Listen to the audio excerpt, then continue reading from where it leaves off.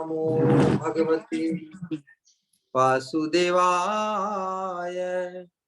नारायणं नमस्कृत्य नरं चैव नरोत्तमं देवीं सरस्वतीं व्यासं ततो जयमुदीरयेत्। नष्टप्रायेषु अभद्रेषु नित्यं भागवत सेवया भगवती उत्तम श्लोके भक्तिर्भवती नैष्ठिकी।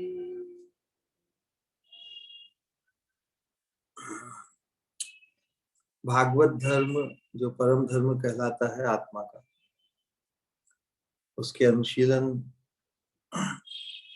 रूप इस दिव्य कार्यक्रम में आप सभी का स्वागत।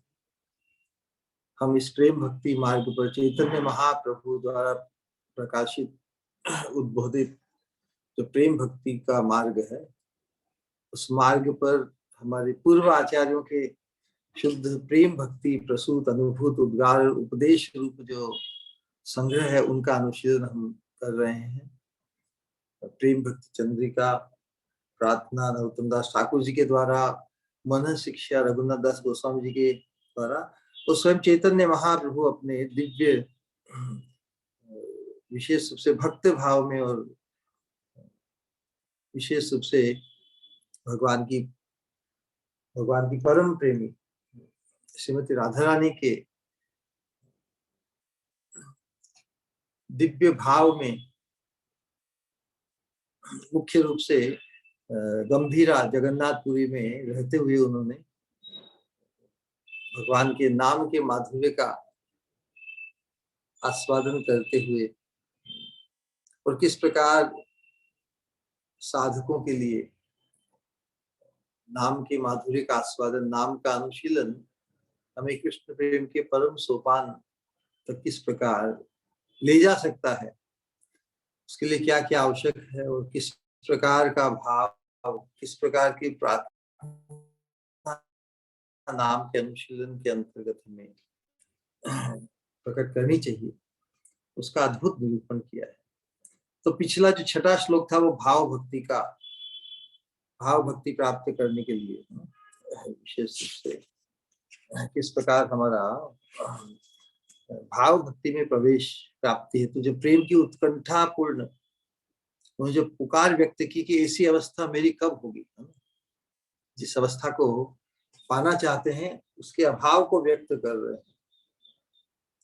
तो यही है कि जब हमें किसी चीज का अभाव अनुभव हो तभी समझना चाहिए कि हमारा उस भाव राज्य में प्रवेश के हम अधिकारी बने। जब तक हम अभावग्रस्त नहीं होते चिन्मय दिव्य वस्तु, तब तक हमारा अधिकार नहीं। प्रकार का पैराडॉक्स है। भाव की प्राप्ति का अधिकारी वही है जिससे भगवान के दर्शन, भगवान की सेवा का अभाव, मोह उत्पन्न हुआ हो। तो उन्होंने यही प्रार्थना की, कब आपके नाम का अनुशीलन करते हुए इस प्रकार की दिव्य उन्माद अवस्था, अष्ट सात्विक विकार, नयनों से अश्रुधारा, कंठ अवरुद्ध, पूरी रोमावली पूरे शरीर पर, इस प्रकार के भाव की स्पृहा, इस प्रकार की अवस्था की स्पृहा महाप्रभु ने की है ना। तो उससे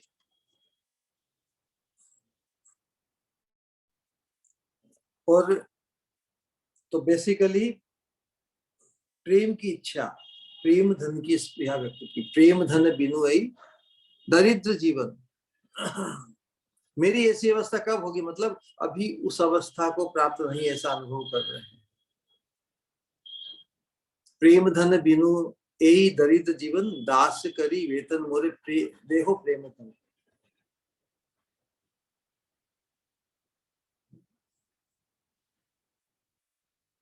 तो जब प्रेम का अभाव जब महसूस किया, प्रेम की तीव्र स्पृहा जागृत हुई, तो महाप्रभु का जो स्वरूपगत भाव है, राधा भाव, साधक आवेश, जैसे हमने कहा कि प्रथम जो 5 श्लोक साधन भक्ति के और 6ठे श्लोक में भाव भक्ति का प्रथम अंकुर प्रकट हुआ है साधकों के लिए। लेकिन महाप्रभु तो अपने स्वरूप में तो दिव्य राधा भाव में प्रतिष्ठित। जब प्रेम की स्पृहा जब व्यक्त हुई तो जैसे साधक के रूप का आवेश समाप्त हो गया, अब बस प्रेम के लिए ही उत्कंठित हो रहे हैं। मतलब प्रेम के अपने जो उनका जो स्वरूपगत भाव है वो प्रकट हो गया।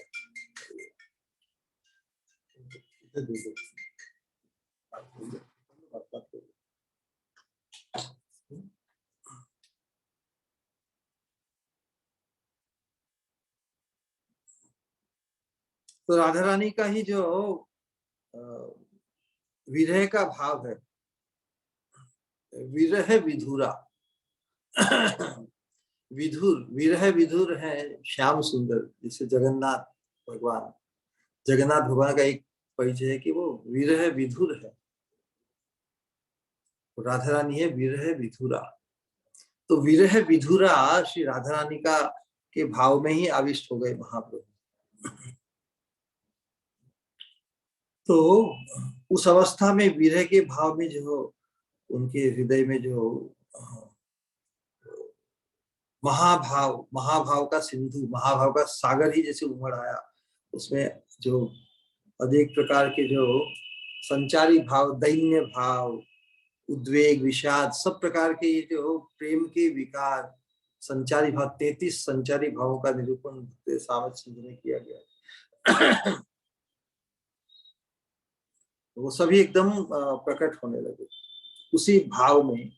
विशेष रूप से भगवान के विरह में जो स्थिति होती है, उसी स्थिति को व्यक्त कर रहे हैं। युगायितं निमेषेण चक्षुषा प्राविशायितं शून्यायितं जगत् सर्वं गोविंद विरहेण में। तो जो प्रेमाविष्ट अवस्था है महाप्रभु की, राधा रानी की जो अवस्था है वही। तो ये जो 7वें 8वें श्लोक प्रेम के स्तर पर, हम तो बस भगवान की और हमारी स्वामिनी राधा रानी की विरह की अवस्था में, कृष्ण विरह की अवस्था में जो दिव्य उन्माद में जो आनंद, विरह की अवस्था में भी, क्योंकि भगवान तो स्वरूप ही आनंदमय अभ्यासात है।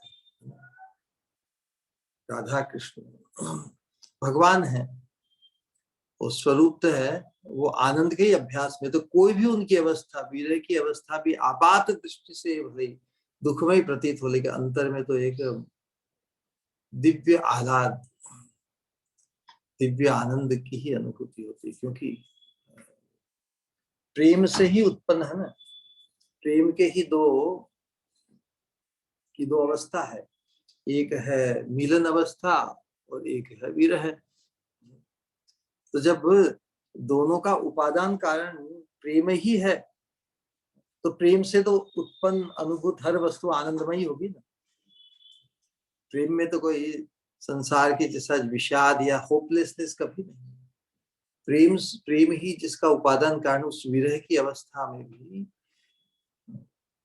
क्या आह्लाद, क्या उन्माद उत्पन्न होता है। फिर भी जो उनकी संगी है, राधा रानी की जो सखिया मंजरिया है, वो, क्योंकि राधा रानी का स्वरूप क्या है, इस सिद्धांत को हम बार बार समझने का प्रयास करेंगे। राधा रानी का जो स्वरूप है वो क्या है? मादनाख्य महाभाव। मादनाख्य महाभाव मिलन की अवस्था में ही घटित होता है। लेकिन विरह की अवस्था में जो महाभाव जिस अवस्था को प्राप्त करता है, उसे दिव्य उन्माद कहते हैं। जो भ्रमर गीत के अंतर्गत श्रीमद् भागवतम में उद्धव जी संदेश लेकर भगवान का आते हैं, तो एक भ्रमर के व्यपदेश से के बहाने राधा रानी कटाक्ष कर रही है। कृष्ण के विरह में जो उनकी दिव्य उन्माद का अनुभव वास्तव हमारी कल्पना के अतीत है। लेकिन फिर भी क्योंकि हमारी स्वामिनी की सेवा हमारे अभिष्ट है, तो हम इस पारकिया रस ब्रज की भक्ति में विरह मिलन ये एक दूसरे में ओतप्रोत होते चलता ही रहता है। तो उस अवस्था से भी परिचित होना आवश्यक है ना। तो हमारा जो अनुशीलन है शिष्टाष्टकम के 7वें 8वां श्लोक है, किस प्रकार उस अवस्था में हम किस प्रकार का चिंतन करें, किस प्रकार कुछ कहकर हमारी स्वामिनी को कुछ आश्वासन, कुछ भरोसा दिलाएं कि श्याम सुंदर भी आपके लिए उतने ही व्याकुल है, श्याम सुंदर अवश्य आपको प्राप्त होंगे। क्योंकि विरह की जो ज्वाला है बड़ी ही पीड़ादायक, उस पीड़ा के अंतर में ही एक अद्भुत अचिंतनीय सुख। संसार के स्तर पे ऐसा संसार में एक साथ आप सुख और दुख का अनुभव नहीं कर सकते, लेकिन आपात दृष्टि से तो ऐसा ही लगता है बड़ी ही दुखदाई, बड़ी ही मतलब विरह का जो संताप है बड़ा ही असहनीय होता है।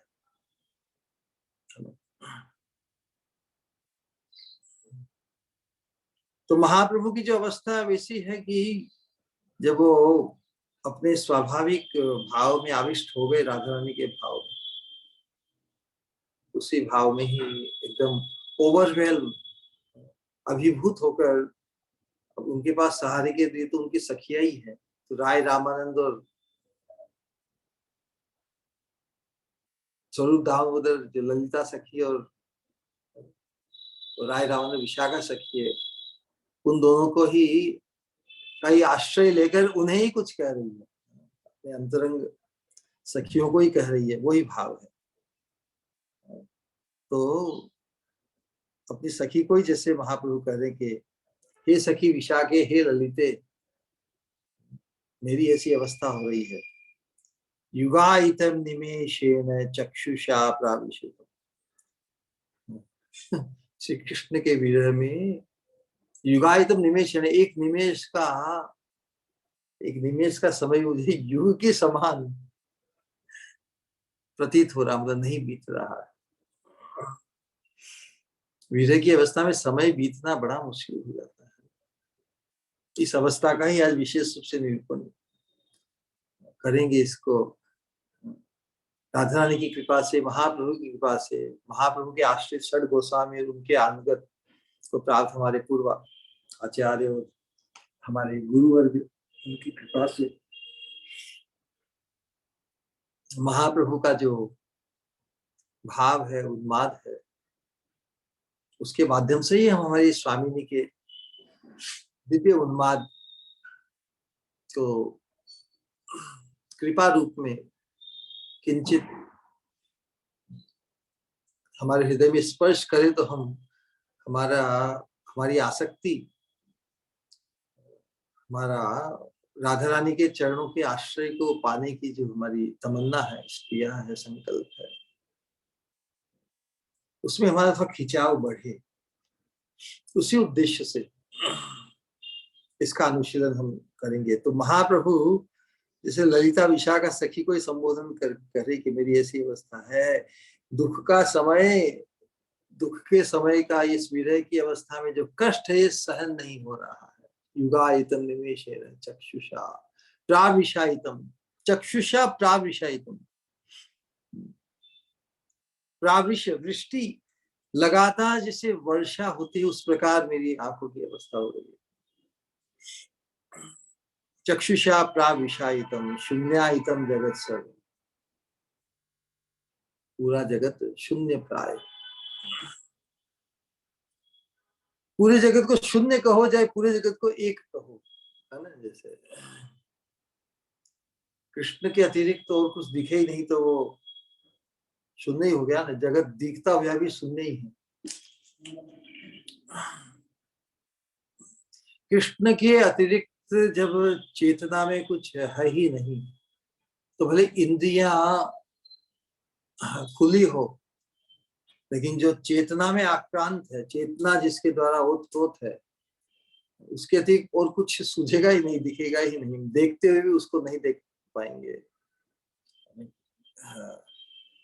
तो इस प्रकार की ओवरवेलमिंग अभिभूत अवस्था में महाप्रभु करें कि मेरी जो ये विरह के कारण किसी चीज को पाने की तीव्र स्पृहा और नहीं प्राप्त होने से जो असह्य पीड़ा होती है, यंत्रणा होती है, वो असहनीय है, ये बात व्यक्त कर रहे हैं। गोविंद विरहेण में, भगवान की विरह में, विरह की अग्नि कैसी है जो बुझती नहीं, ताप से है ना। ताप हो तो एक उसकी सीमा आ जाती है, धीरे धीरे ताप अपने आप ही अग्नि। देखिए विरह की अग्नि जलती ही रहती है, इसका ताप, इससे संताप, इसकी जो पीड़ा है वो घटती नहीं, बढ़ती जाती है। कैसा ये ताप है, तो उसे कैसे काटा जाए। तो क्या बस सब एक ही चीज रह जाती है ना, अपने जो उस विरह के उन्माद को व्यक्त करने के लिए क्रंदन ही एकमात्र साधन रह जाता है। क्रंदन के माध्यम से ही, अश्रुओं के माध्यम से जो असहनीय पीड़ा या जो बहुत ही प्रबल जो आवेश है, वो अश्रुओं के माध्यम से, क्रंदन के माध्यम से प्रकट होकर थोड़ी सांत्वना, थोड़ी राहत मिलती है। तो राहत मिलने के बाद भी जो अनुभूति होती है ना, कोई किसी को इतना चाहे कि फिर उस चाहत में जो पीड़ा होती है विरह की, उस पीड़ा में जो दुख होता है, दुख का भी जब एक एक सर एक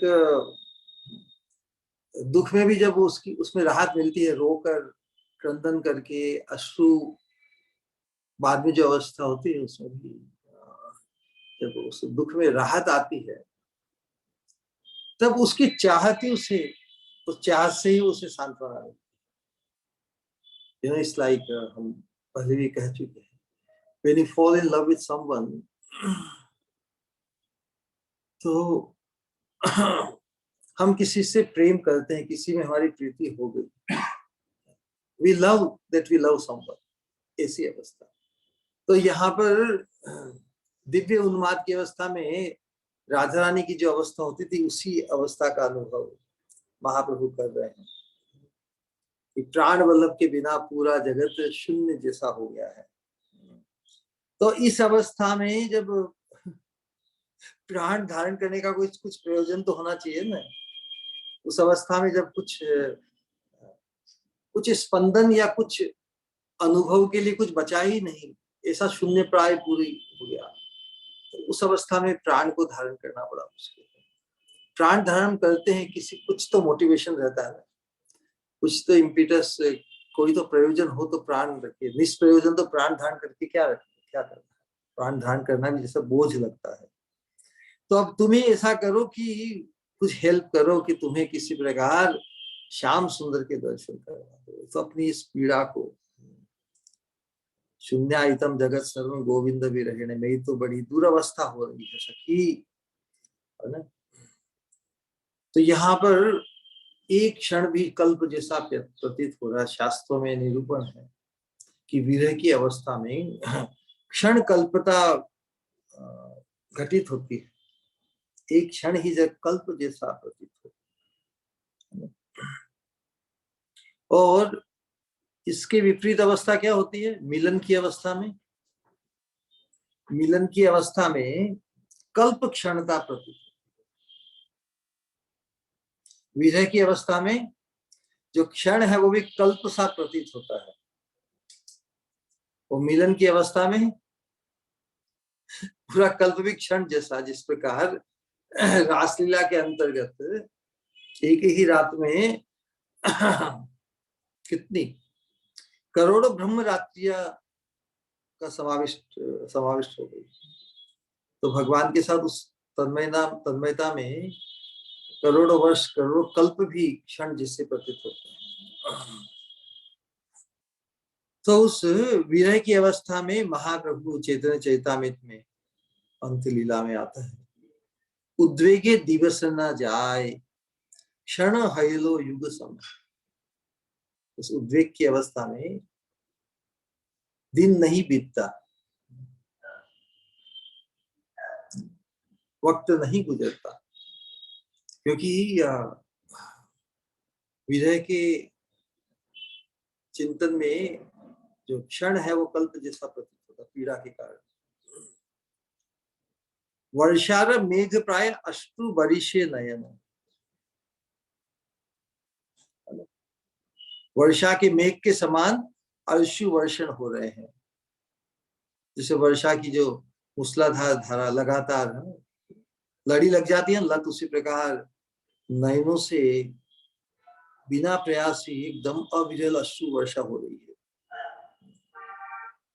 और फिर गोविंद विरहे शून्य हैल त्रिभुवन, तुषानले पोड़े जे ना पाए जीवन। बहुत अद्भुत बात बताई है। भगवान के विरह में पूरा त्रिभुवन शून्य प्राय हो गया है। तो शून्य प्राय कैसे होगा कि सब इंद्रियों का व्यापार ही ठप हो गया। इंद्रियों में जो अनुभव करने की शक्ति है वो भी स्थिर हो गई, जैसे मोशनलेस स्थिति हो गई सभी इंद्रियों की। चेतना में इस प्रकार का दिव्य उन्माद विरह में घटित होता है कि सब इंद्रियों की गति स्थगित हो जाती है, जैसे कुछ है ही नहीं।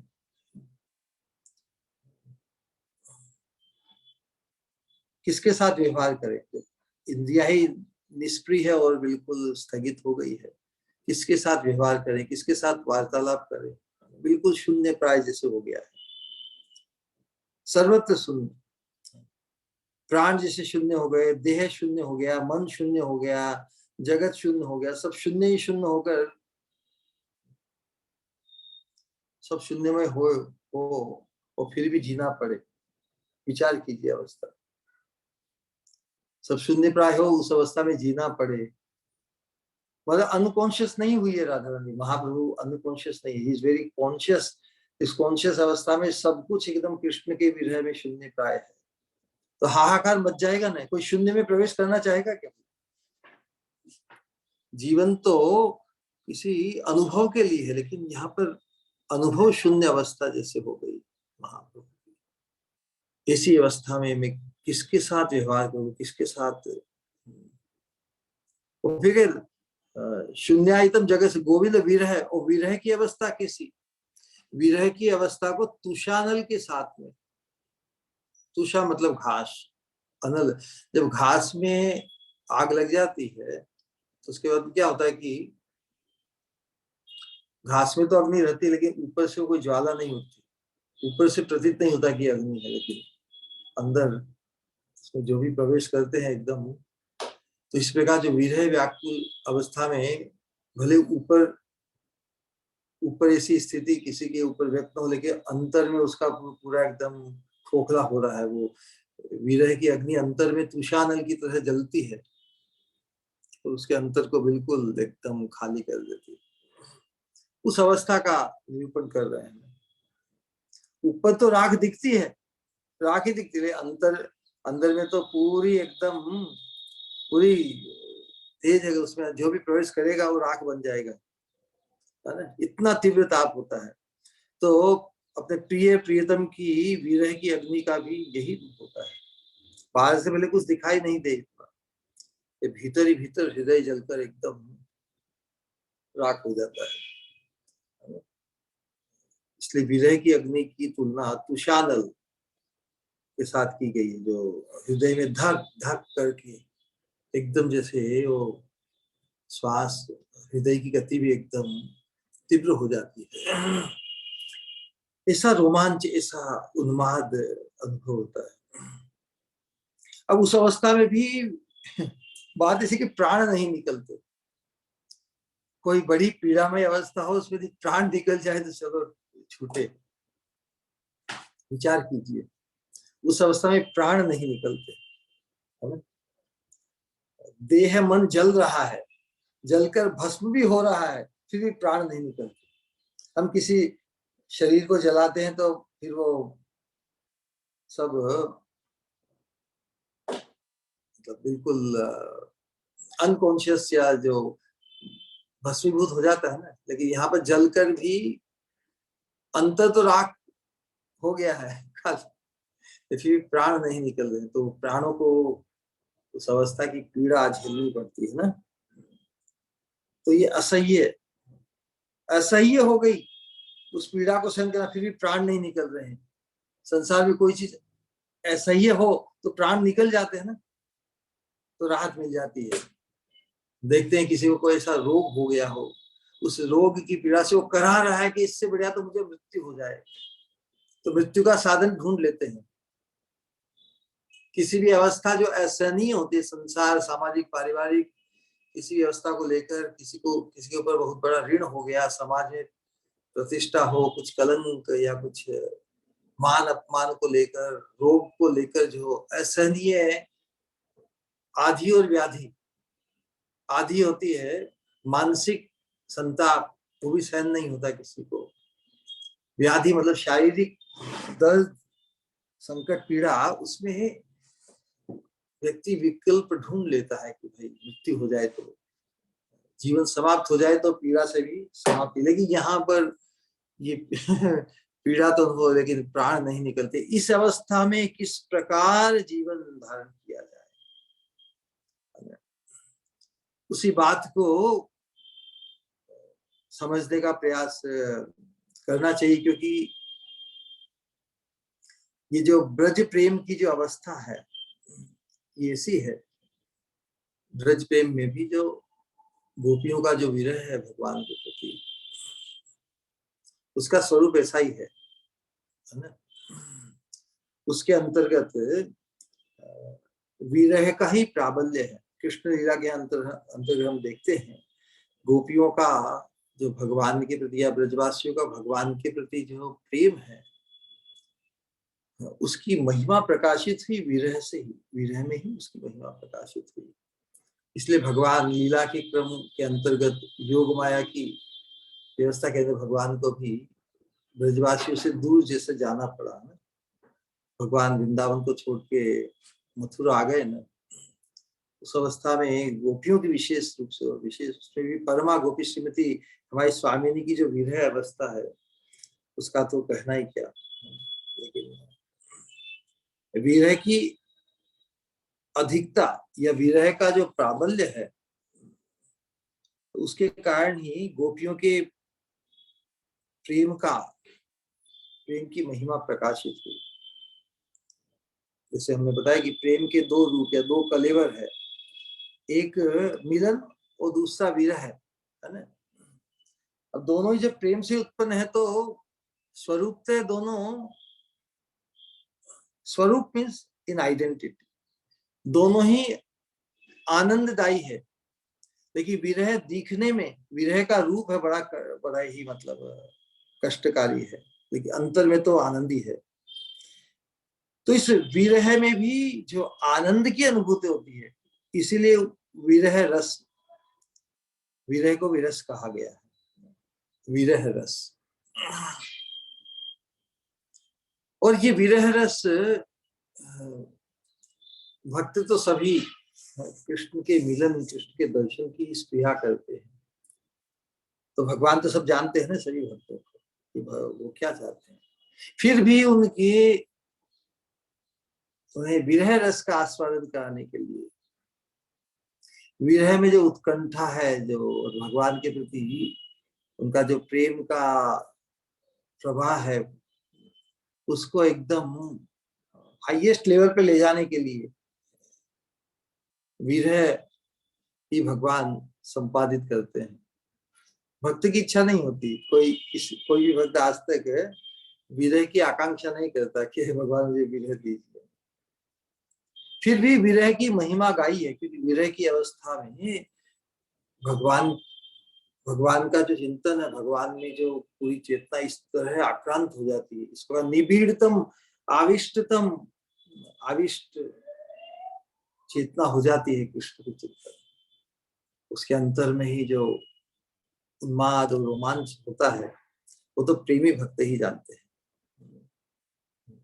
हमारे सनातन गोस्वामी बात तो कहते हैं कि विरह का जो आनंद है, मिलन के आनंद की अपेक्षा उसमें चमत्कार ज्यादा है। बताया नहीं कि मिलन में तो एकाकी कृष्ण का आलिंगन होता है, लेकिन विरह में तो पूरा विश्व ही कृष्णमय हो जाता है। तो यही बात शास्त्रों में इस विरह रस, भले इसकी तुलना विरह की अवस्था की तुलना प्रारंभ में विरहाग्नि दावानल से भी अधिक तीव्र इसको बताया है। अंतर में ऐसा संताप उत्पन्न होता है, दिखने में असीम शोक और दुख का प्रादुर्भाव जैसे होता है, लेकिन वो दुख भी परिणाम उसका क्या है? परिणाम अति सुखदायी है, अत्यंत सुख स्वरूप है। बल्कि मिलन के आनंद की अपेक्षा भी एक बहुत ही अनिर्वचनीय आनंद राशि की स्फूर्ति अनुभव होती है। तो ये दुख है जो विरह का दुख, ये भी प्रेम से ही उत्पन्न हुआ ना, तो स्वरूपतः ये दुख नहीं है। इस चीज को समझना है, स्वरूपतः ये दुख नहीं। फिर भी हम तो राधा रानी और यहाँ महाप्रभु की जो ऐसी विचित्र अवस्था हो रही है, भक्त लोग, साधक लोग, उनके आप पार्षद हैं, सखिया मंदिरिया, वो नहीं चाहते कि वैसी पीड़ा, भले अंतर में सुख है, लेकिन उस सुख को पाने के लिए भी इतनी पीड़ा किस काम की? वो राधा रानी की पीड़ा को सहन नहीं कर पाती। इसलिए जैसा कि प्रेम भक्ति चंद्रिका में निरूपण किया कि सखी मंजरियों का जो कृष्ण भजन है वो भी अपने उद्देश्य से नहीं, राधा रानी के उद्देश्य से है। राधा रानी श्याम सुंदर के विरह में किसी तरह इतनी पीड़ित, इतनी विचित्र अवस्था है, तो वो तो अब स्वयं तो जाके कृष्ण के पीछे कुंज में नहीं भागी, ढूंढने नहीं जाएगी, क्योंकि राधा रानी की एक प्रतिष्ठा है। तो फिर सखी मंजरियों का क्या कार्य है? जब सखी मंदिर के होते हुए यदि राधा रानी की इच्छा पूर्ण न हो, तो वही विलाप करती हुई कृष्ण को आकृष्ट करती, कृष्ण की वो इस प्रकार पुकारती है जैसे कोई कृष्ण को चाहने वाला भी ऐसी पुकार नहीं करे। तो ऐसा आपात दृष्टि से लगता है कि ये सखिया मंजरिया कृष्ण के लिए व्याकुल है। वास्तव में उनकी व्याकुलता का कारण अपनी स्वामिनी की व्याकुलता है। इस स्वामिनी की व्याकुलता का प्रशमन तो होगा श्याम सुंदर के मिलन से ही। इसे श्याम सुंदर को आकृष्ट करने के लिए, है ना, वो जिस प्रकार पुकारती है, श्याम सुंदर आते हैं उनकी आर्त भाव से आकृष्ट होकर, फिर वो हाथ पकड़कर उन्हें राधा रानी के साथ संगम कराती है। तो यही कार्य हम सभी का है। हम इसी उद्देश्य से ही हम इस भाव राज्य में प्रवेश करके अपने अंतस चिंतित मंजरी भाव से उस प्रकार की चिंता करेंगे कि इस अवस्था में हम किस प्रकार राधा रानी के काम आ जाए। हम ऐसे चिंतन में रहेंगे। भक्ति विनोद ठाकुर ने भी कुरुक्षेत्र में ब्रह्म कुंड पर एक कुटिया बनाकर इसी भाव में मग्न होते हुए अंतर्राज में प्रवेश करने की स्पृहा की। मिलन की अवस्था में सब कुछ अनुकूल होता है, किसी को कोई पीड़ा नहीं, लेकिन हम साधकों के लिए, बद्ध जीवों के लिए महाप्रभु ने इस विरह भाव की लीला को प्रकाशित करके, विरह भाव की हमारी चिंता में हमारा प्रवेश, है ना, जब पीड़ा होती है किसी को, तब किसी भी एंगल से यदि सहायता मिल जाए तो इट इज ऑलवेज वेलकम।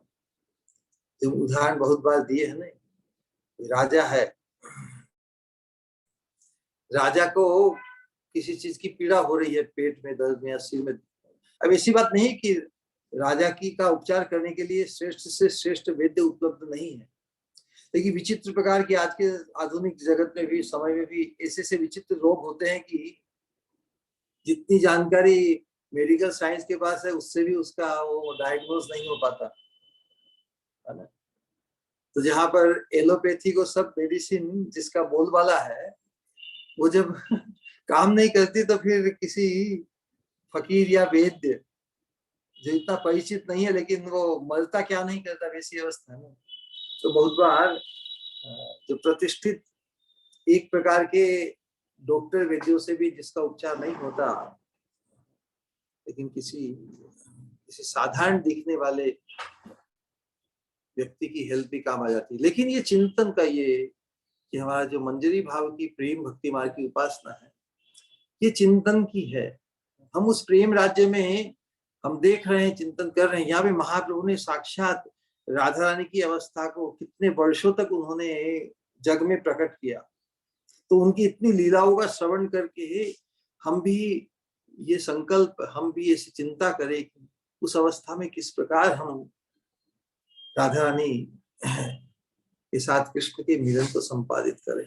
वास्तव में हाईएस्ट सेवा इस हमारे इस प्रेम भक्ति मार्ग की वही है कि संकेत स्थान में किसी प्रकार राधा श्याम सुंदर का मिलन, रेंडोज वॉस अंग्रेजी में, फ्रेंच में एक शब्द रेंडोज वॉस, मतलब किसी के मिलन को संपादित करना। एक दूसरे में ही अनुरक्त सतत रहते हैं हमारी स्वामिनी और श्याम सुंदर। तो किस प्रकार उनका सुख संपादित हो।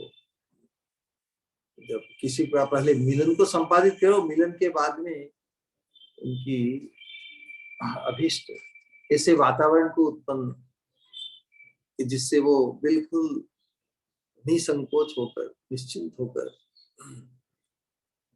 एक दूसरे में अनुरक्त रहते हुए एक दूसरे के सुख का संपादन करें। वास्तव में सिद्धांत तो यही है कि Radha Rani is the only render of service. Radha Rani ही एकमात्र सेविका है, श्याम सुंदर एकमात्र सेव्य है।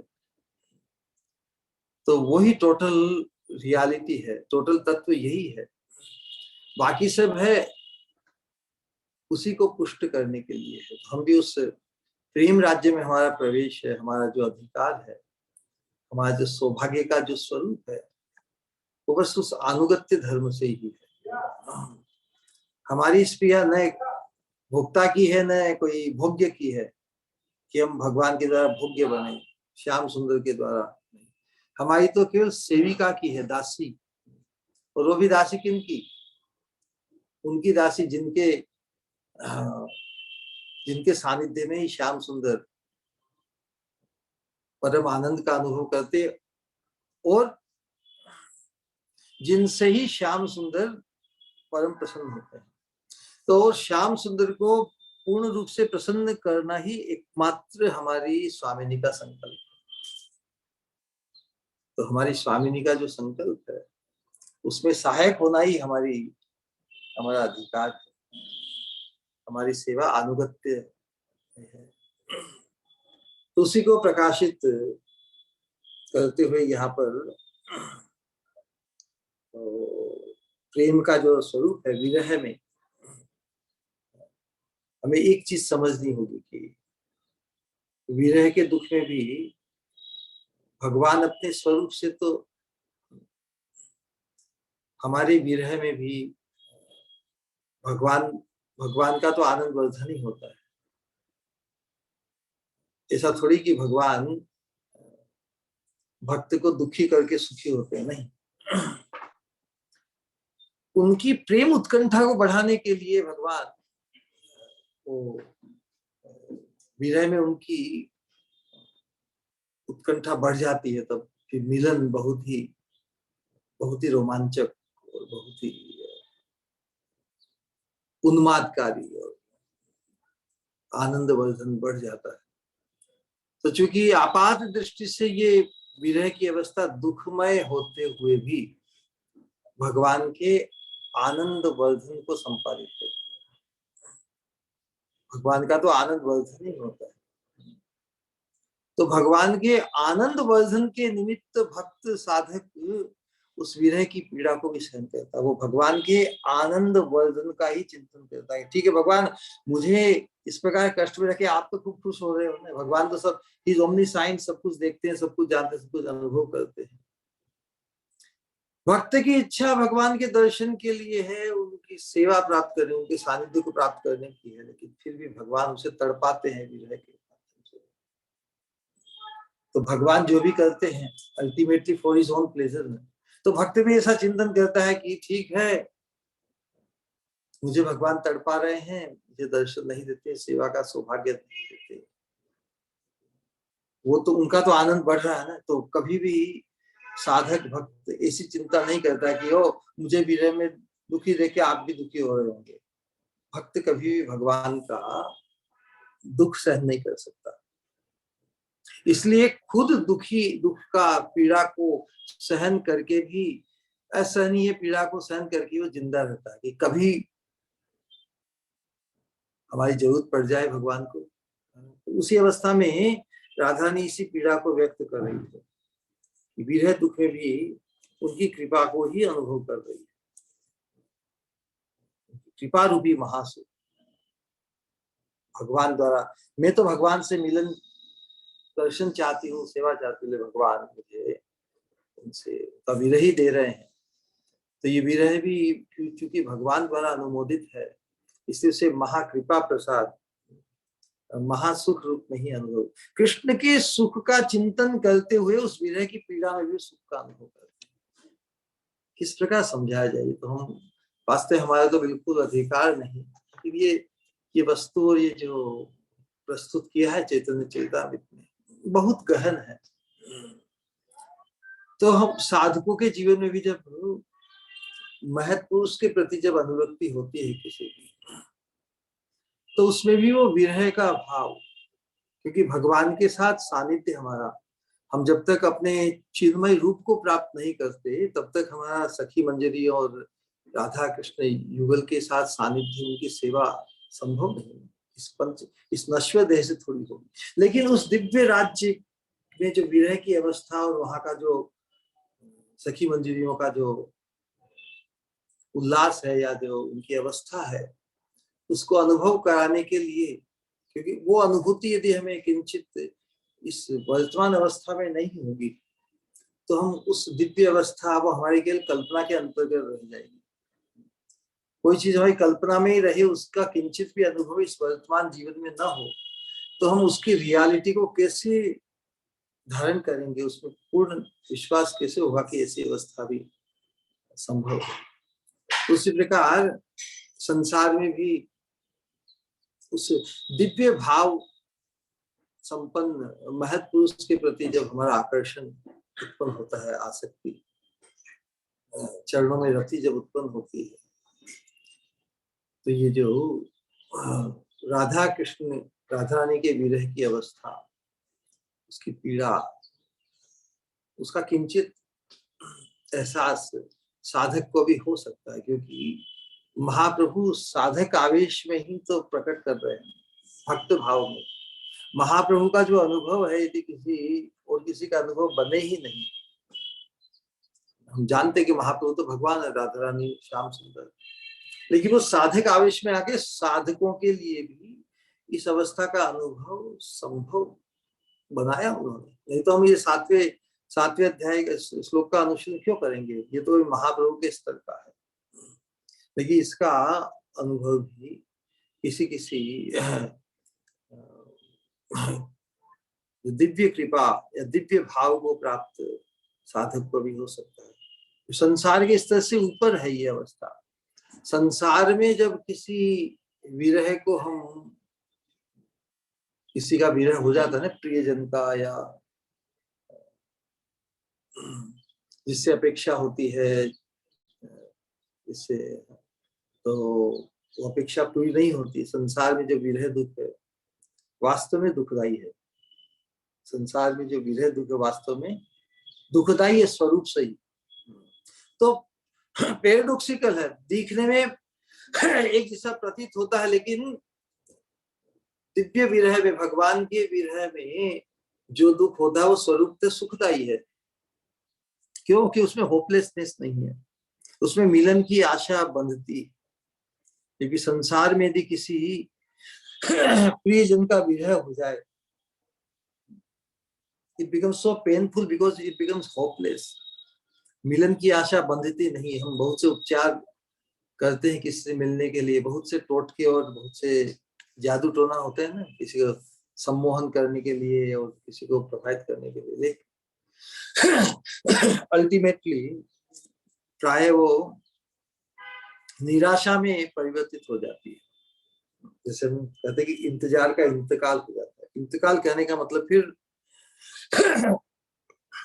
जब आशा छूट जाती है तो फिर और किसी से आशा बन जाती, रिप्लेसमेंट हो जाता है ना। संसार में किसी के साथ रिश्ता, किसी के साथ संबंध बहुत ही स्पृहा किसी की हो, लेकिन संसार में तो हर वस्तु आगंतुक है, किसी चीज का प्रारंभ और अंत है। लेकिन दिव्य सोपान पर जब हमारी आसक्ति और जो आकर्षण किसी के प्रति हो जाता है तो उसका वो आगंतुक नहीं, वो शाश्वत हो जाती है। तो शाश्वत वस्तु के प्रति ही हमारा आकर्षण या आवेश होता है, तो उसमें होपलेसनेस नहीं। वो इंतजार वास्तव में मधुर मिलन की बेला में परिणत होता है। संसार में इंतजार का इंतकाल हो जाता है और दिव्य सोपान पर हम जिसका इंतजार करते हैं, जिसकी तमन्ना, जिसका संकल्प करते हैं, क्योंकि वो शाश्वत है, इसलिए अल्टीमेटली वो जो चिंता है भगवत विरह मधुर मिलन की बेला में ही परिणत हो जाता है।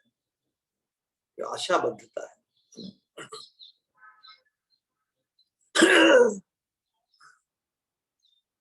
तो भक्त साधक के जीवन में भगवान क्यों घटित करते हैं कि भगवान है परम पवित्र और साधक पवित्र हो रहा है, तो भगवान भी जो एकांतिक अनन्य भाव से भगवान को रुचिकर है ना, साधक का अनन्य एकांतिक भाव ही भगवान को रुचिकर है। तो भगवान उस भाव को प्रबल बनाने के लिए, और तो भगवान को छोड़ के तो अभी कभी कहीं जाएगा नहीं, तो भगवान बोलते हैं मुझे छोड़ के अब जाएगा नहीं, अब थोड़ा उसको और परिपक्व और उसको तपाते हैं। तो ये है, तो भगवान जब जान जाते कि ये मेरे चक्कर में फंस गया है मेरी ग्रंथि में बंध गया है, तो भगवान इज लिबर्टी नाउ ना। तो भगवान हमें उनकी प्रति जो विरह अग्नि में तपाकर पूर्ण शुद्ध स्वर्ण जैसा बनाना चाहते हैं। क्योंकि भगवान तो परम पवित्र है, परम पवित्र का संग पाने के लिए हमें भी पूर्ण पवित्र तो बनना पड़ेगा ना। भगवान परम पवित्र है, हमें पूर्ण पवित्र तो बनना ही पड़ेगा। तो पूर्ण पवित्र बनाने के उद्देश्य से ही, जिससे हम उनके सानिध्य की योग्यता को प्राप्त करें, तो उसके लिए हमारा पूर्ण शुद्धिकरण आवश्यक है। और ये साधक जानता है कि ये विरह भी जो घटित हो रहा है, ये भी भगवान द्वारा अनुमोदित है। तो क्योंकि भगवान द्वारा अनुमोदित है, ऐसा मानने से प्रेमी भक्त के द्वारा वो बड़ा प्रशंसनीय होता है। ठीक है भगवान, मुझे इस अवस्था में रखकर आप तो आनंद, तो उसको भी, उस विरह की अवस्था को भी भक्त भगवान की कृपा रूप में अनुभव करता है। लाइक समाधान, क्योंकि this is what Krishna wants. भगवान को यही पसंद है। भगवान तो परम स्वतंत्र है, सब कुछ जानते हैं, सब कुछ जानते हुए मुझे जिस भी अवस्था में रख रहे हैं ठीक है, this is what he wants, so why should I complain, है ना। This is what Krishna wants me to go through. जबकि साधक तो हमेशा ही क्रेव करता है कि कब भगवान के अखियां हरि दर्शन की प्यासी, हमारे मार्ग में अखियां स्वामिनी दर्शन की प्यासी। हमें तो जो भी सेवा विरह भाव को भी व्यक्त हमारे गोस्वामियों ने राधा रानी के दर्शन, राधा रानी के चरणों के सेवा सानिध्य को पाने के लिए किया है, कृष्ण के लिए नहीं, एकाकी कृष्ण के लिए नहीं। राधा रानी के चरणों का आश्रय प्राप्त नहीं किया तो हम कृष्ण से क्या करेंगे। हमारा प्राइमरी संबंध श्याम सुंदर के साथ नहीं, इस चीज को समझना होगा। हमारा प्राइमरी संबंध राधा रानी के साथ है। तो हम राधा रानी के साथ सानिध्य को ही पाना चाहते हैं। We always crave for union, या उनके दर्शन की ही स्पृहा रहती है। भगवान हमारी उत्कंठा को बढ़ाने के लिए हमें विरह देते हैं।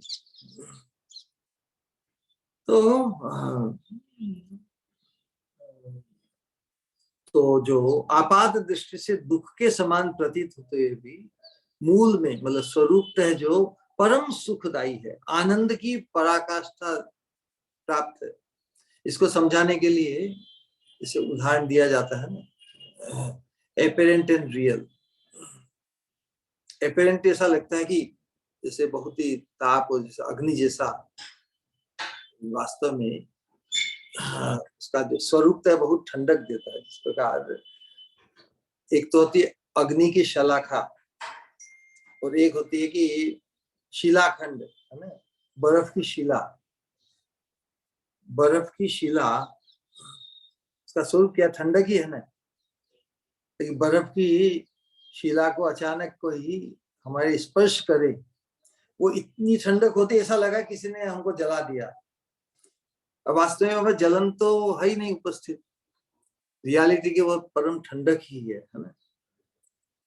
क्योंकि अग्नि और बर्फ तो एक दूसरे के प्रतियोगी है, लेकिन प्रतीत ऐसा होता है कि अग्नि जैसा ही अनुभव है। अत्यधिक शीत के कारण तो अत्यधिक उस रोमांच, अत्यधिक सुख के कारण जो पीड़ा है वो भी उसमें ओतप्रोत हो गई, उससे अभिन्न हो गई प्रतीति में। लेकिन दोनों एक दूसरे के विपरीत है। तो उसी प्रकार आपात दृष्टि से विरह की पीड़ा ऐसा नहीं होते हुए भी स्वरूपतः बहुत ही सुखदायी है। तो कोई जो स्पर्श कोई करे बर्फ की शिला को, तो स्पर्श तो ऐसा लगता है जैसे ज्वाला, जलन जैसा अनुभव होता है, लेकिन उस स्थान पर अग्नि तो है ही नहीं, यही वास्तविकता है।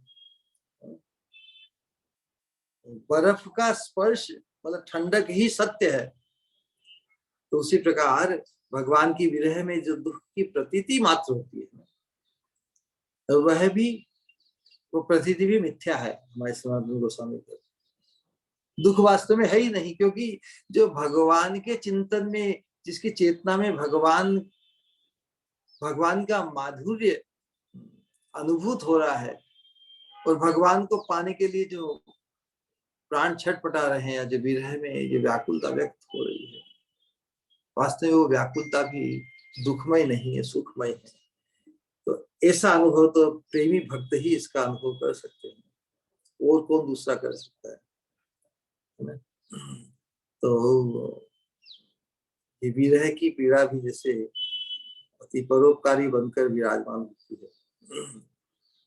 यद्यपि कोई भी भक्त इस विरह की आकांक्षा नहीं करता, तो ये कैसी विशेष बात है। इसकी तुलना ये जो विरह रस, विरह जनित जो आनंद है, वो एक बड़ा ही अनिर्वचनीय, इनकंसीवेबल, इनडिस्क्राइबेबल आनंद है। जहां तक आनंद के स्तरों का निरूपण शास्त्रों में किया है कि मनुष्य आनंद, कोई श्रेष्ठ मनुष्य राजा हो, उसको सभी भोग विलास, उसके आनंद को एक इकाई कहे तो उससे 100 गुना छोटे देवताओं का आनंद है। इस पर एक क्रम बताया है, स्वर्ग के राजा का उससे 100 गुना इंद्र के पद का। उसके बाद में उच्चतर लोगों के आनंद, ब्रह्मा जी का आनंद, ब्रह्मा जी के आनंद से भी अधिक आनंद है ब्रह्मानंद। लेकिन ब्रह्मानंद का निरूपण शास्त्रों किया वो अनिर्वचनीय है।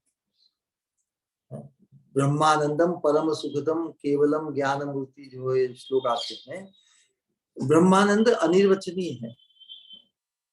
उसको अब कंपैरिजन में नहीं कर सकते, किसी का 100 गुना है या 200 गुना है। लेकिन ब्रह्मानंद का जो आनंद अनिर्वचनीय है, लेकिन उससे भी अधिक उससे भी अधिक आनंद है भजनानंद। जो ब्रह्मानंद ही अनिर्वाच्य है, इनकंसीवेबल, इनडिस्क्राइबेबल है। ये भजन का आनंद ऐसा है कि जो ब्रह्मानंद में मग्न होता है उसे भी खींचकर भगवान के भजन में खींच लाता है। मुक्तापि लीलया विग्रहम कृत्वा भगवंतम भजन। मुक्ताम अपि मतलब जो ब्रह्मानंद में मग्न है उसे मुक्त कहते हैं। मुक्ताम अपि लीलया मतलब भगवान की कृपा से, मतलब ये ब्रह्मानंदी या जो ज्ञान संप्रदाय भी अपने साधन काल में जो भक्ति करते हैं, जब ब्रह्म मग्न होकर जब उस अवस्था से ऊब आते हैं, क्योंकि वो स्वरूप के अनुरूप नहीं है। हमारी आत्मा का जो स्वभाव वो फीलिंग विलिंग और डूइंग है। आत्मा संवेदनशील है, संवेदनशील होकर, संकल्पशील होकर, फीलिंग विलिंग और कुछ करके ही आनंद का अनुभव करती है। लेकिन जड़ानंद से मुक्त होकर कोई ब्रह्म की चिंता में मग्न हो, लेकिन कब तक मग्न रहेगा। इसलिए जो ब्रह्मानंद में मग्न है उसे भी ये भजन का आनंद खींच लेता है। तो उस दृष्टिकोण से ब्रह्मानंद से भी भजन का आनंद अधिक है। और फिर भजनानंद में भी, भजनानंद ही गाढ़ होकर भी प्रेमानंद, भगवान के प्रेम में। और प्रेम के तो दो स्वरूप है, एक मिलन, एक विरह है। तो प्रेमानंद की भी जो पराकाष्ठा प्राप्त जो अवस्था है ये विरहानंद। विरह और आरती के साथ आर्त भाव से जो भगवान को पुकारने की, तो प्रेमानंद की जो चरम अवस्था है वो ये विरहानंद है। इसलिए विरह जनित प्रेमानंद को महा अनिर्वचनीय कहा है।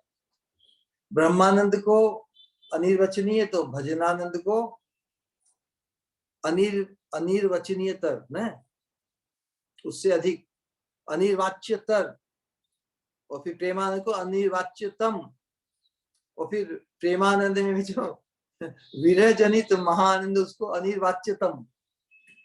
इस प्रकार तो मिलनानंद में जो आनंद है वो विरहानंद में जो आनंद, मिलन में जो आनंद है उससे कम नहीं आता है उसको, उससे मिलन के आनंद से भी अधिक चमत्कार वाला। लेकिन जब विरह की अवस्था में साधक जब इतना आनंद अनुभव करता है तो फिर उसे वहां सेटल हो जाना चाहिए ना, एक प्रश्न होता है साधकों को। मिलन की विरह में जो भगवान के चिंतन का जो अनिर्वचनीय है, मिलन के सुख की जो कल्पना है,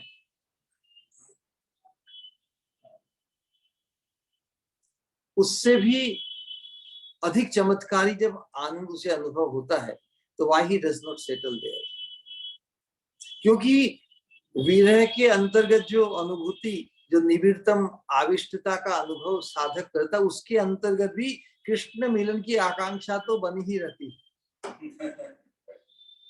हाँ, इतना सुख मिल गया, इतना सुख, लेकिन अभी मिलन सुख बाकी है, तो उस आकांक्षा के कारण ही, उस आकांक्षा या आशाबद्धता तो बनी ही रहती है। क्योंकि वही आकांक्षा और आशाबद्धता ही तो विरह की अवस्था में संबल, सहारा बन जाती है। आशाबद्धता साक्षात मिलन भी होगा, भले बहुत सुख, बहुत चिंतन में एकदम उन्माद रोमांस, फिर भी वो आशा, मिलन की आकांक्षा ही संबल, आधार उस विरह की अवस्था से गुजरने के लिए साधन बन जाती है। ना क्या कहें सब।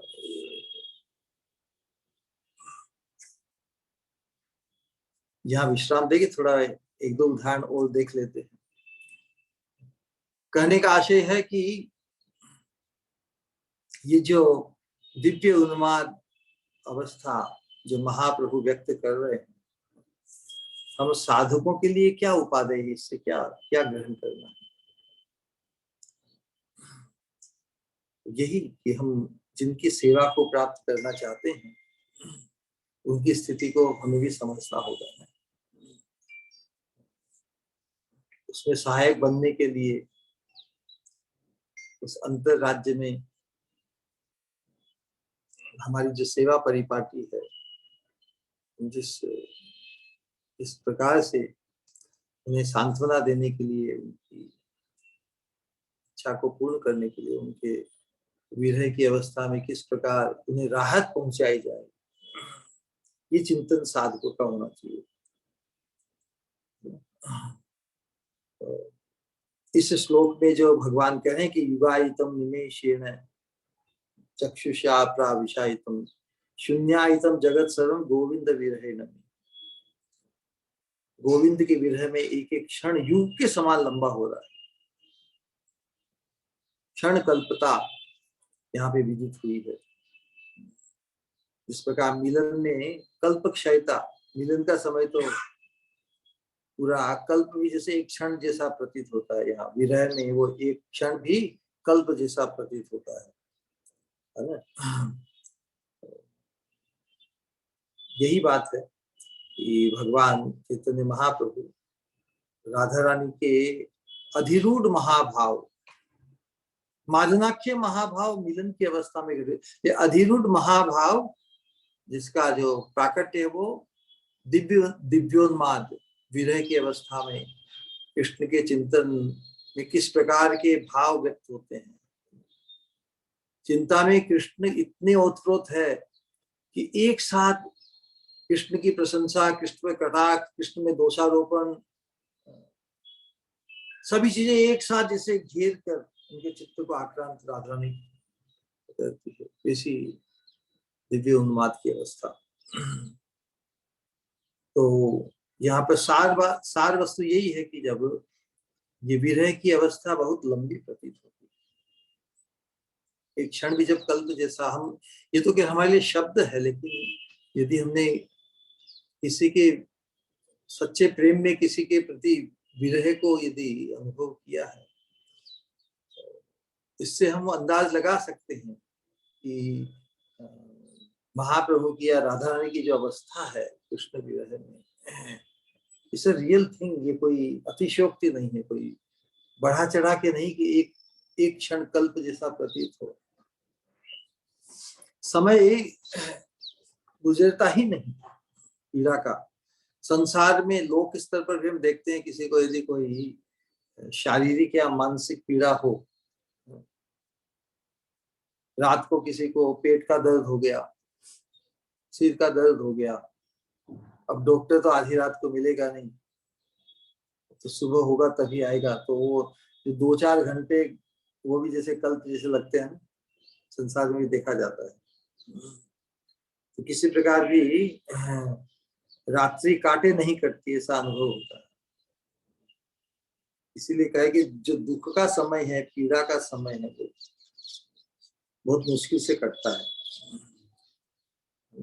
जो महाभाव दशा में जो महाप्रभु राधा रानी के भाव में से आक्रांत होकर जो जिस पीड़ा का अनुभव कर रहे हैं, वास्तव में अकल्पनीय है। उनकी कृपा से ही कोई शायद उस भाव को का किंचित कण स्पर्श हो जाए। तो संसार में जो सुख दुख की हमें अनुभूति होती है वो द्वैतमय है, आगंतुक है। संसार के स्तर पर हम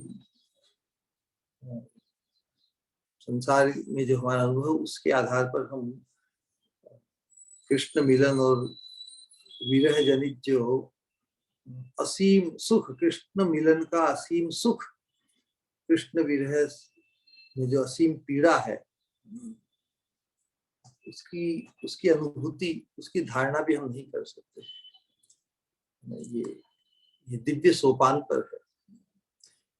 तो इसीलिए जब महत कृपा के माध्यम से जब हम इस जगत के स्तर से ऊपर चिन्मय राज्य में हमारे चिन्मय भाव के माध्यम से चिन्मय रूप की धारणा जब हमारी प्रशस्त होगी, तभी हम भगवान की कृपा से उस राज्य में, उस राज्य का जो अनुभव है उसको किंचित हृदयंगम कर सकते हैं। विरह की ज्वाला जो राधा रानी ने अनुभव की, महाप्रभु अनुभव कर रहे हैं गंभीरा में, वो बड़ी ही दुखदाई है साधकों के लिए उसका श्रवण करना। लेकिन क्या करें, वो अवस्था, वो जो अनुभव है वो स्वरूप से परम सुखदाई है, ऐसा भी निरूपण किया है ना। ऐसी अवस्था की जिसे वो कहते हैं ना कि एक साथ किसी के मुंह में बड़ी सुस्वादु मीठी वस्तु भी आ जाए, लेकिन है भी वो एक साथ जैसे गर्म भी हो, तो उसे थूका भी नहीं जाए, अंदर लिया भी नहीं जाए, तो वैसी अवस्था।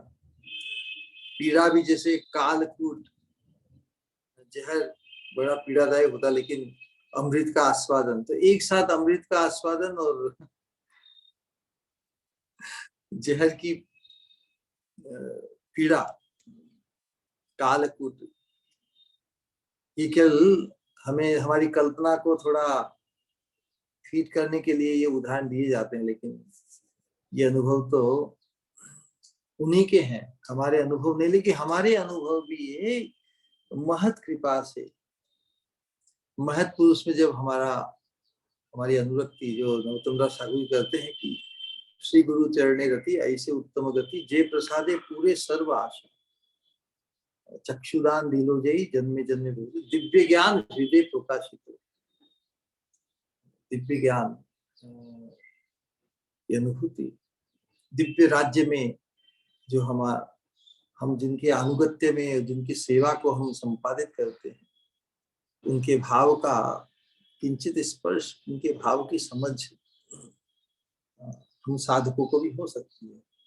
अनुगत्य धर्म में यदि हम जिनकी सेवा हमें अभिष्ट है, उनके अंतर के भाव, उनके अंतर की पीड़ा, उनके अंतर का रोमांच, उससे यदि हम परिचित नहीं होंगे, तो फिर महाप्रभु ने ये जो प्रकाशित किए 7वां 8वां श्लोक, वास्तव में प्रेम भक्ति चंद्रिका के अनुशीलन के बाद में ये धारणा हमारी बहुत क्लियर हुई कि महाप्रभु ने 7वें 8वें जो प्रेम के स्तर पर ये जो उद्गार हैं, हम साधकों के लिए भी, हम साधकों के लिए भी सीखने के लिए, उस अंतर राज्य में प्रवेश करने के लिए, हमारी स्वामिनी, उनको इतनी पीड़ा से गुजरना पड़ता है, तो हम किस काम के थे, हमारी उपयोगिता क्या।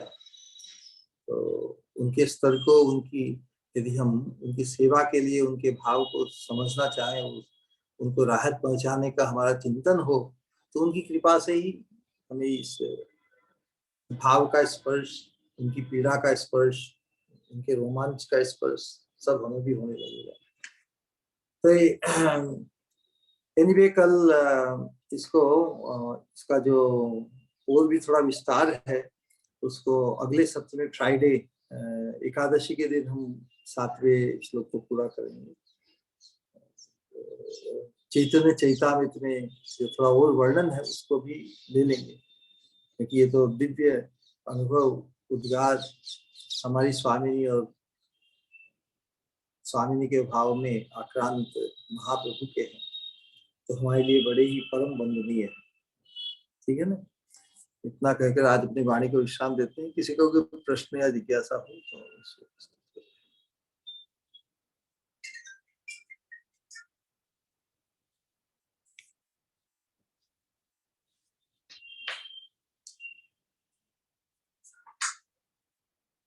हरे कृष्णा।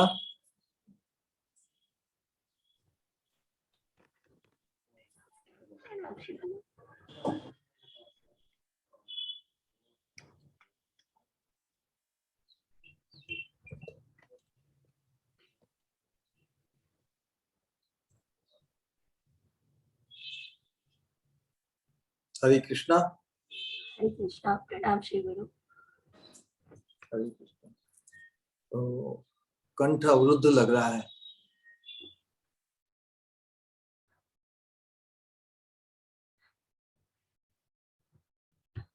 बहुत ही अद्भुत और अनुभव हमेशा की तरह। किसी का कोई सवाल है तो प्लीज आप पूछ सकते हो।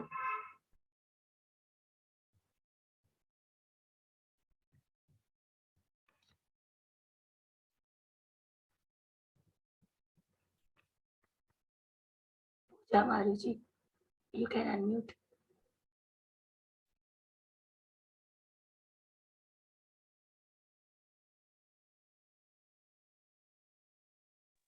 प्रणाम श्री गुरु। हरे कृष्णा। आवाज आ रही है ना क्लियर? हरे कृष्णा।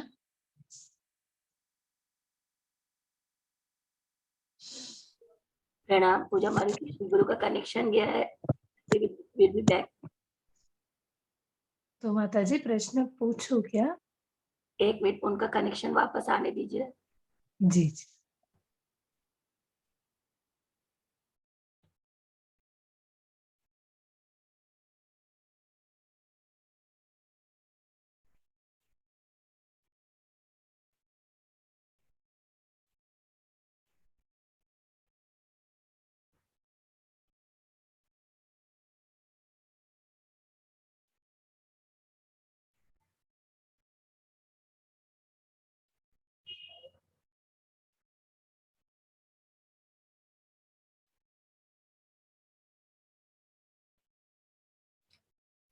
हरे कृष्णा।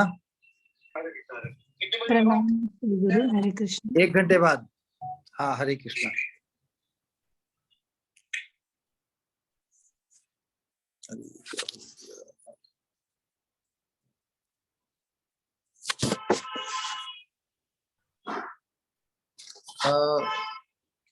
इसमें अच्छा, हाँ बोलिए बोलिए।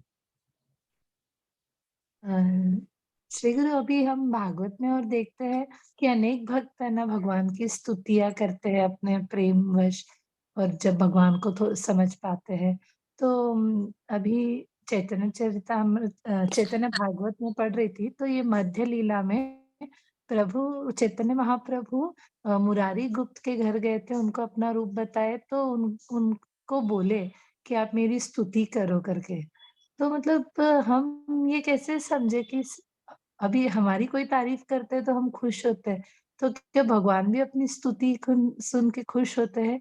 पर भगवान ऐसा क्यों बोले, इसको हम कैसे पॉजिटिवली समझना चाहिए हमारी बुद्धि से? बहुत बढ़िया। देखिए, यही विशेष सौभाग्य है हम बद्ध जीवों का है। भगवान अपनी विभिन्न लीलाएं अपने पार्षदों के साथ ही करते हैं ना। तो पार्षदों के साथ जो उनका रस है वो फिक्स्ड हो गया। अब उद्धव जी जिस सखा भाव में है ना अवस्थित है भगवान के साथ, वो उनका पक्का हो गया। हनुमान जी अपने दास्य रस में है ना, मुरारी गुप्त दास्य रस में है। तो भगवान अपने पार्षदों, भगवान जब तक इच्छा नहीं करते तब तो उनके पार्षद भी इस चैतन्य लीला में उनके तत्व को नहीं पहचान पाए। तो समय के अनुसार भगवान उनको विश्वास दिलाने के लिए, क्योंकि मुरारी गुप्त भी काफी विद्वान थे, महाप्रभु बचपन में उनसे बड़ी मजाक करते थे, तो सभी विस्मित होते थे महाप्रभु के चमत्कृत करने वाले आर्ग्यूमेंट्स और उनकी विद्वता को देखकर। तो सभी महाप्रभु के प्रति आकृष्ट होते। वो तो कृष्ण ही है, लेकिन वो कृष्ण ही है, इस चीज को विदित होने नहीं दिया भगवान ने। वो जब विदित करने का समय आया तब कहा कि तुमने मुझे पहचाना नहीं, तुम मेरे नित्य दास हो। उस भाव में या जिस भी संबंध में गदा श्रीवास पंडित जो नरसिंह भगवान के उपासक है ना, उनको नरसिंह रूप से करके मेरी स्तुति कर, तो वो विस्मित हो जाती, क्योंकि महाप्रभु ने जब तक महाप्रकाश लीला को प्रकाशित नहीं किया तब तक सब महाप्रभु को एक साधक के रूप में, अपने संगी के रूप में ही जानते थे। उनको भगवान कैसे मान लीजिए, जब भगवान ने अपने महाप्रकाश में अपनी भगवत्ता को प्रकाशित किया अपने भक्त, तब उनको कहा तुम्हें पहचान नहीं, तू मेरी स्तुति कर। तो अपने नित्य पार्षदों को तो उसी भाव में ही वो प्रतिष्ठित रखेंगे ना। माता यशोदा को का नित्य भाव है वात्सल्य रस का, उनको कोई ब्रज की वो कांता रस की गोपी में थोड़ी उनको खींचेंगे। हनुमान जी जहाँ पे जिस भाव में निष्ठ है उसी भाव में रखेंगे, उद्धव जी भी। लेकिन हमारा सौभाग्य तो जो उद्धव जी या जो दूसरे रस में प्रतिष्ठित हनुमान जी, वो तो अपने भाव में ढल गए, उनका तो फिक्स नित्य हो गया। हम तो अभी कच्ची मिट्टी है ना, कच्ची मिट्टी को जिस तरह ढाला जाए मुड़ जाए, हमें नित्य स्वरूप में प्रतिष्ठित होना भी बाकी है ना। तो महाप्रभु जब हमें देना ही चाहे तो फिर श्रेष्ठ वस्तु ही देंगे ना। वो हमें क्यों हनुमान जी के भाव में या उद्धव जी के भाव में ही रखेंगे सीमित। वो तो हमें अपनी परम प्रियता राधा रानी के चरणों की दासी ही बनाना चाहेंगे ना। क्योंकि उस अवस्था में ही भगवान ने अपने ही माधुर्य का जो आस्वादन राधा भाव किया, उसी उसी आस्वादन को वो जीव जगत को प्रदान करने के लिए राधा दास्यम, राधा रानी के चरणों के आश्रय में राधा रानी के अंतरंग बन के ही हम राधा रानी की कृपा से भगवान का जो माधुर्य है, जिस माधुर्य का पूर्णतम आस्वादन हमारी स्वामिनी करती है, तो राधा रानी का अंतरंग कॉन्फिडेंशियल बनने से उनकी कृपा से हम भी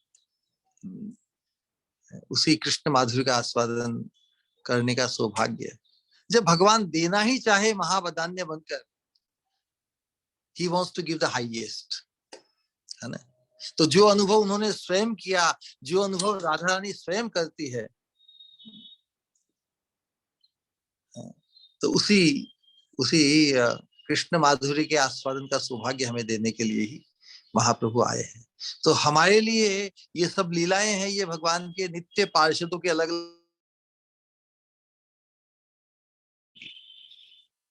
हम तो मंजरी भाव में प्रतिष्ठित हो सकते हैं।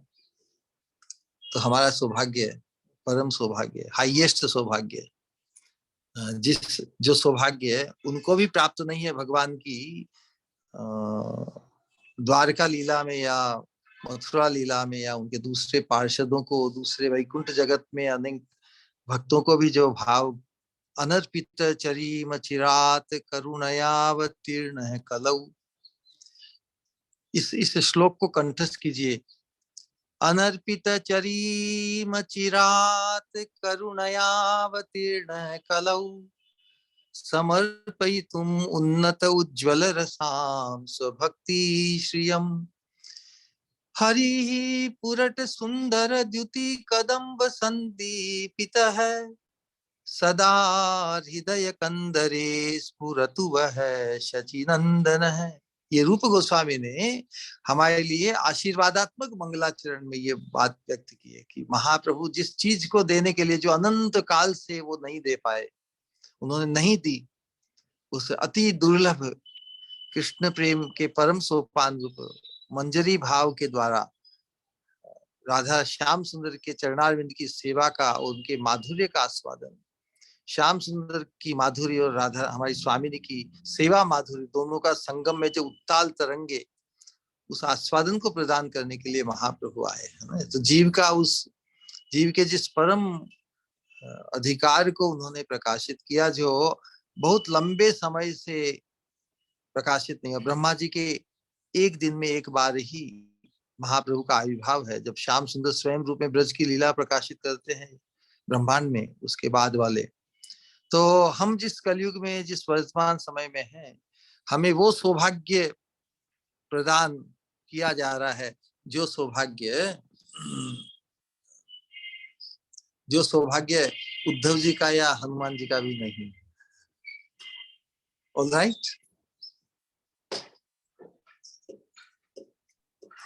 जी गुरु, प्रणाम। हरे कृष्ण।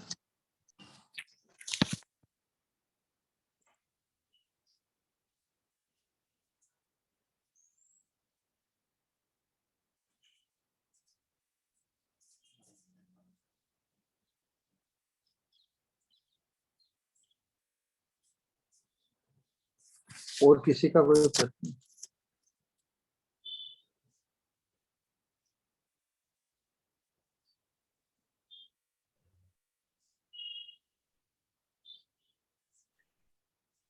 किसी का कोई सवाल है या कुछ कहना है तो कह सकते हैं।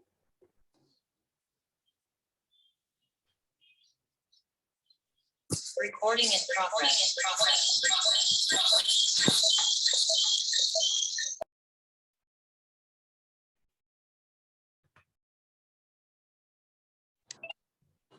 All right then.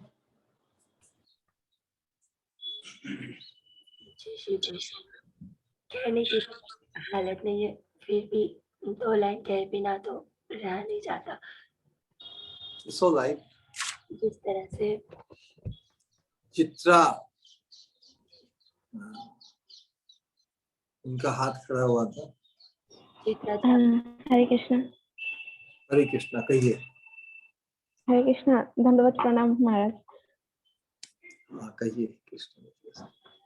ऐसे बस सोच रही थी, ज्ञान पहले आता है, मतलब ज्ञान के माध्यम से हम ध्यान में मतलब ध्यान कर सकते हैं, या ध्यान के माध्यम से हम ज्ञान में मतलब ज्ञान में फोकस कर सकते हैं। इतना ही बस। या ज्ञान के तो अलग अलग होते हैं। ज्ञान मतलब जानकारी को भी ज्ञान कहते हैं, अनुभूति को भी ज्ञान कहते हैं। और जैसे ही अनुभूति का जो विषय हो जाता है उसमें भी ध्यान सहज लगता है। तो हम जिस इस शुद्ध भक्ति मार्ग में जो भगवान जो साधना करते हैं ना, भगवान के नाम रूप गुण लीला का जो अनुशीलन करते हैं, तो उसमें उसके कारण हमारे अनुभव में आते हैं भगवान की दिव्यता का, भगवान की दिव्यता हमारे अनुभव में आती है। और जो दिव्य अनुभव बनता है उसमें फिर ध्यान सहज जाता है। इसके लिए साधना, बार बार अभ्यास करने से हम निष्ठा, रुचि और आसक्ति के सोपान पर जब आते हैं, जिसमें आसक्त हो जाता है उसका ध्यान तो फिर सहज जाता है। इसलिए हमको साधना को बढ़ाकर साधना में हमारा आवेश बढ़े। तो नेचुरली जिसमें हमारा आवेश बढ़ेगा तो हमारा अंतर चिंतन भी उसी प्रकार होगा। इसलिए इस प्रेम भक्ति राज्य में हमारी जो साधन भक्ति है, साधन भक्ति उसको पुष्ट करने के लिए जो अंतश्चिंतन ध्यान जो बता रहे हैं आपको कि मैं राधा रानी की किंकरी हूँ, राधिका दासी यदि है अभिमान, ये अंतश्चिंतन बहुत आवश्यक है। चिंतन अर्थात ध्यान। तो ये जो अंतश्चिंतन हमारे जो शरीर से हम जो साधन भक्ति करते हैं, इंद्रियों को ऋषिकेन ऋषिकेश सेवनम भक्ति उच्चते, तो वो पुष्ट करेगा। और हमारी जो साधन भक्ति है वो अंतश्चिंतन को पुष्ट करेगी। तो ध्यान और हमारी जो ज्ञान मतलब अनुभव, ध्यान मतलब चिंतन, तो दोनों एक दूसरे को पुष्ट करेंगे। हम जो साधना करते हैं उसमें हमारा अनुभव ही बढ़ता है ना, ज्ञान बढ़ता है। लेकिन जो बाहर की साधना से हमारा जो ज्ञान बढ़ता है, अनुभव बढ़ता है, टेस्ट बढ़ता है, रुचि बढ़ती है, जब तक आसक्ति के सोपान पर, आसक्ति के स्तर पर नहीं आती तब तक ध्यान मुश्किल है। तो वी मस्ट क्रेव फॉर आसक्ति।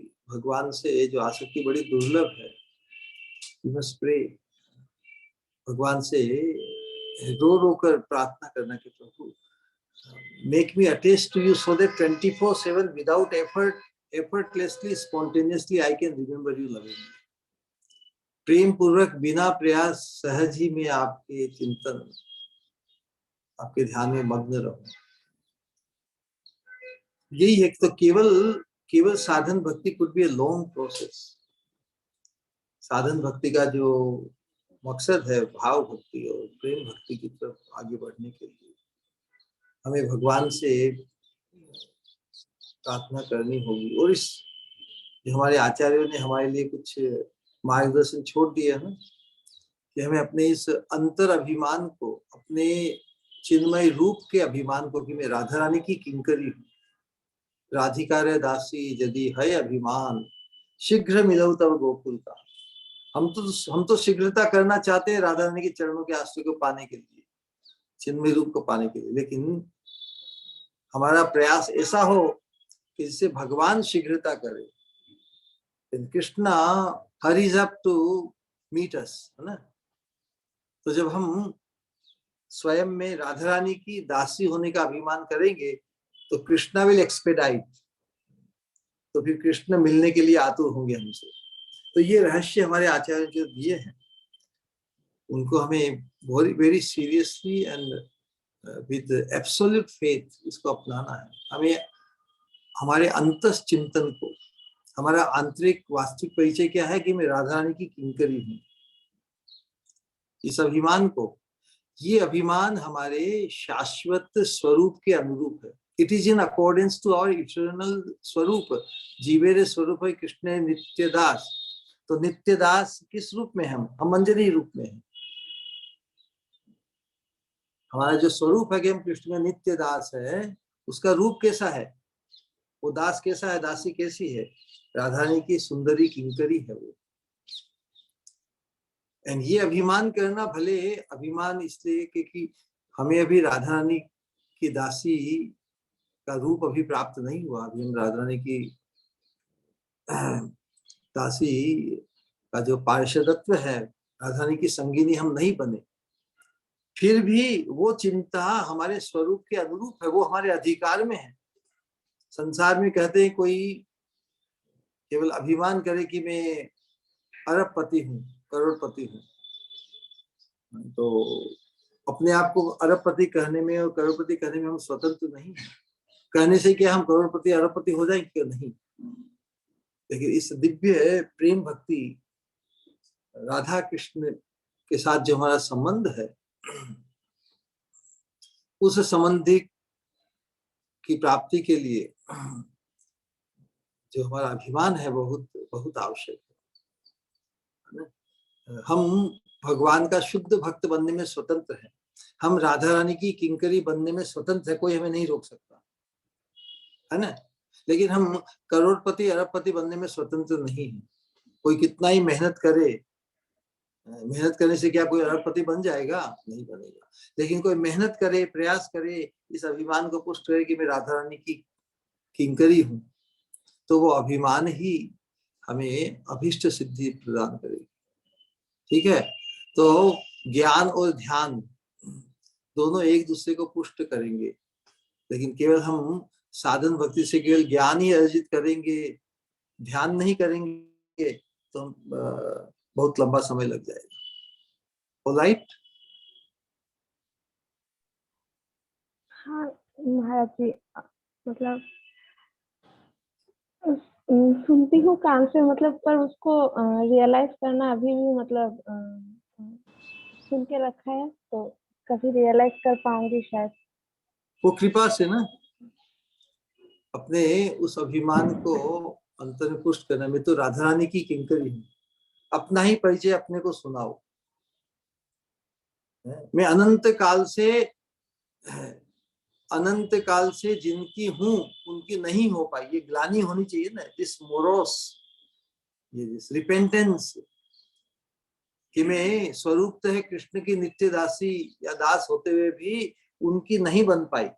तो इस जीवन में हमें राधा रानी की अपने आप को किंकरी मानने का अवसर मिल रहा है, उस अभिमान को पुष्ट करना है। हम कृष्ण के ही हैं नित्य दास, राधा रानी की ही नित्य दासी सेविका है।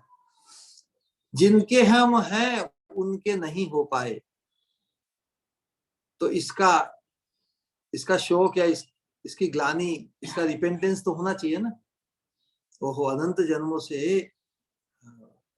आई was suppose to be devoted to Radha Krishna. अनंत जन्मों से मैंने संसार को डिवोट किया, संसार के नश्वर जगत के संबंधों, नश्वर जगत के भोगों के प्रति ही अपने आप को, जबकि मेरा वास्तविक परिचय है कि मैं नित्य कृष्ण की दासी हूँ, राधा रानी की दासी हूँ। तो अपने आप को वैसे मानने में कोई हर्ज नहीं है। वो हमारे अधिकार के अंतर्गत है, वो हमारे सौभाग्य के अंतर्गत है ना। संसार की किसी अवस्था को लेकर यदि हम गुमान करें कि मैं इतना धनी हूं या इतना ज्ञानी हूं, वो अभिमान हमारे स्वरूप के अनुरूप नहीं है। It is not in accordance to our eternal स्वरूप। I am Krishna's, I am Radha Rani's. लेकिन अपने आप को ऐसा अभिमान करना कि मुझे तो राधा रानी की किंकरी बनना है, मुझे तो राधा रानी की किंकरी बनना है। क्यों बनना है? क्योंकि मैं राधा रानी की किंकरी हूं, है ना। राधा रानी की किंकरी होते हुए मैं राधा रानी की किंकरी नहीं बन पाई। इस चीज का हर्ज होगा, इस चीज का यदि पश्चाताप, रिमोर्स, क्या दूसरा शब्द है, ग्लानि, रिपेंटेंस, कि मैं राधा रानी की होते हुए भी मैं राधा रानी की नहीं बन पाई आज तक। तो हमें कौन रोक रहा है? We are free to think of ourselves as Radha Rani's किंकरी। We are free to become a pure devotee. कोई रोकेगा क्या? हमें रोकता है क्या? लेकिन यदि हम थिंक करें कि मैं तो अरबपति हूं या बनना चाहता हूं, तो हमारे कर्म रोक सकते हैं, है ना। लेकिन मुझे शुद्ध भक्त बनना है, मुझे राधा रानी की किंकरी बनना है, इस इच्छा में कोई बाधा नहीं। हम इच्छा ही नहीं करते, हम जो इच्छा नहीं की आज तक वही बाधा बन गई। यदि हम इस जीवन में इच्छा करें कि मैं तो राधा रानी की किंकरी हूँ, मुझे राधा रानी के किंकरित्व को पाना है, तो उस चिंतन से धीरे धीरे इस शरीर की यात्रा के बाद में हमें राधा रानी की किंकरी, सुंदर किंकरी का रूप मिलेगा। ऑलराइट? जी हाँ, धन्यवाद। और भी थोड़ा बोलो क्या? मतलब आवाज थोड़ी कम जैसे आ रही है, थोड़ी डायरेक्ट उसमें बोलिए। अभी हाँ, अब ठीक है, बहुत बढ़िया। तो जब मतलब हमें बनना है, वो जब हमें आ जाता है, मतलब तो वो भाव फिर से मैं नहीं हूँ, और वहां से मुझे फिर से मतलब गीता के मतलब वही जो मेरा जो मतलब क्या आसुरिक जो स्वभाव है उसमें लेके आता है। और फिर मतलब चिंता ये आता है, हाँ मुझे अभी ये सब को सुधारना है, जो मेरे कोई बात मतलब नहीं। दोष। Yes, very good. लेकिन हमारी स्थिति बद्ध अवस्था में कच्ची मिट्टी जैसी है ना। कच्ची मिट्टी होती है ना, कच्ची मिट्टी को जिस किसी भी शेप में हम ढाल सकते हैं। तो महाप्रभु हमें उस भाव में ढलने के लिए अवसर देने आए हैं। तो हमारे गोस्वामी ने भी हमें राधा रानी के चरणों के आश्रित होने का संकल्प दिया है। हम भगवत गीता और ये तो अध्ययन करेंगे, बहुत बढ़िया ही है। ये अंतर में जो महाप्रभु देना चाहते हैं वो तो ये मंजरी भाव ही है ना। और ये सौभाग्य जो भगवान के दूसरे पार्षदों का भी नहीं है। जैसा हमने कहा, मुरारी गुप्त का भी वो सौभाग्य नहीं, उद्धव जी का भी सौभाग्य नहीं। हमें तो उद्धव जी तो गोपियों के चरणों की रज को पाने के लिए भी बड़ा संकोच करते हैं, इसलिए वो वनस्पति बनना चाहते हैं। वनस्पति बनकर, हरे Krishna, we will be available in 10-15 minutes. हरे कृष्णा। तो फोन यहाँ रह गया, 15 मिनट में बात करते हैं, 5 बजे।